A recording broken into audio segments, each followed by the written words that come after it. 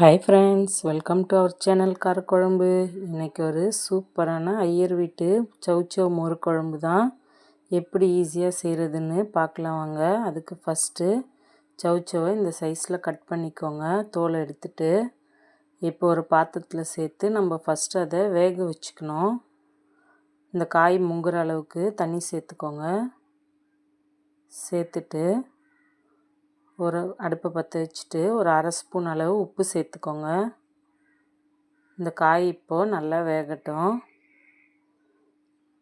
பாருங்கள், இந்த அளவுக்கு நல்லா வெந்து வந்தோடனே நம்ம இதை இறக்கி வச்சிடலாம்.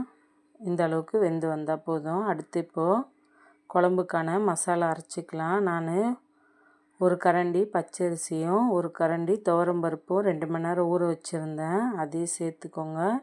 ஒரு சில்லு தேங்காய், ஒரு துண்டு இஞ்சி, 4 பச்சை மிளகாய், 5 பல் பூண்டு, ஒரு ஸ்பூன் சீரகம், அரை ஸ்பூன் மஞ்சத்தூள் இதிலே சேர்த்துக்கோங்க. மஞ்சத்தூளையும் இப்போ தேங்காய் எல்லாத்தையும் பொடியாக கட் பண்ணி நம்ம அரைச்சி வச்சுக்கலாம்.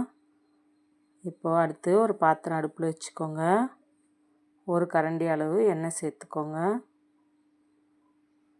அரை ஸ்பூன் கடுகு உளுத்தம்பருப்பு, அரை ஸ்பூன் சீரகம்,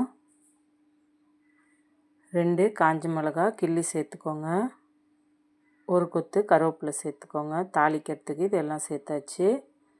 இப்போது அரைச்சி வச்சுருக்க இதில் நம்ம சேர்த்துக்கலாம்.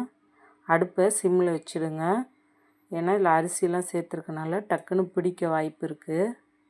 இப்போ மிக்சியை கழுவி ஒரு 2 டம்ளர் அளவு தண்ணி சேர்த்துக்கோங்க.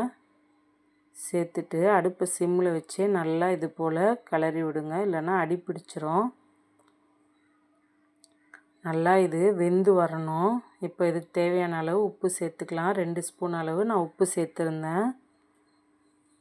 சேர்த்துட்டு அடுப்பை மீடியம் ஃப்ளேம்லேயே வச்சுக்கோங்க. நல்லா இது போல் வந்ததும் பாருங்கள் எப்படி வெந்து வந்திருக்கு.